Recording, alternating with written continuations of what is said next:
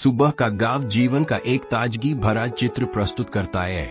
पक्षियों की चहचहाहट और बैल की घंटियों की आवाज गाँव की पवित्रता को दर्शाते हैं। महिलाएं कुएं से पानी भरते हुए अपने दैनिक जीवन के कार्यों में व्यस्त है और बच्चे खेलते हुए दौड़ते हैं। इसी चहल पहल में रामलाल, एक गरीब किसान, अपने छोटे से खेत में दिन की शुरुआत करने के लिए तैयार होता है। उसके चेहरे पर हमेशा मुस्कान रहती है, जो जीवन के हर संघर्ष को मात देने की एक प्रेरणा है। गांव का दृश्य हल्का फुल्का है। रामलाल की पत्नी गीता चूल्हे पर रोटियां बना रही है। बच्चों के खेल कंचों के गूंजते आवाज में गूंजते हैं। गीता ने रामलाल से कहा कि आज बैल को जल्दी तैयार करना है।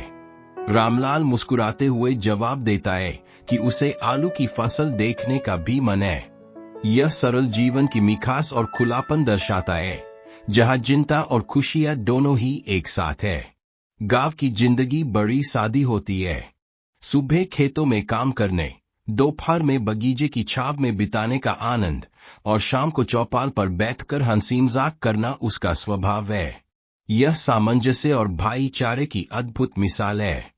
अचानक बारिश के न होने से परेशानियां खड़ी होती है।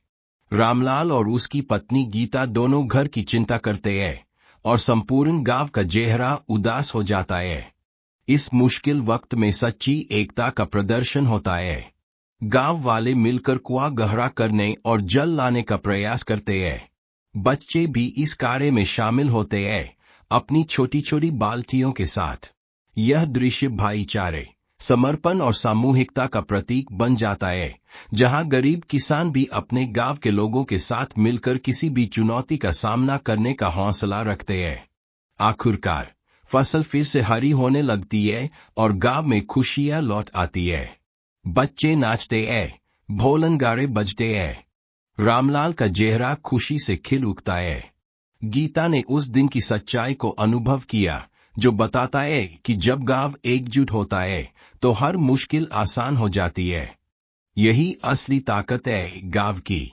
गांव की मिट्टी में गरीब होना जरूर है, लेकिन उसके प्यारे रिश्ते, मेहनत और शिक्षा की गहराई कहीं अधिक मूल्यवान है। यह गांव की जिंदगी का सार है, जहां हर सुख दुख साझा होता है। गांव का जीवन सरल है, लेकिन उसकी जड़ें गहरी और सहानुभूति से भरी होती है। ऐसे ही संपूर्ण गांव एक आनंदित, समृद्ध और सशक्त समुदाय बनता है।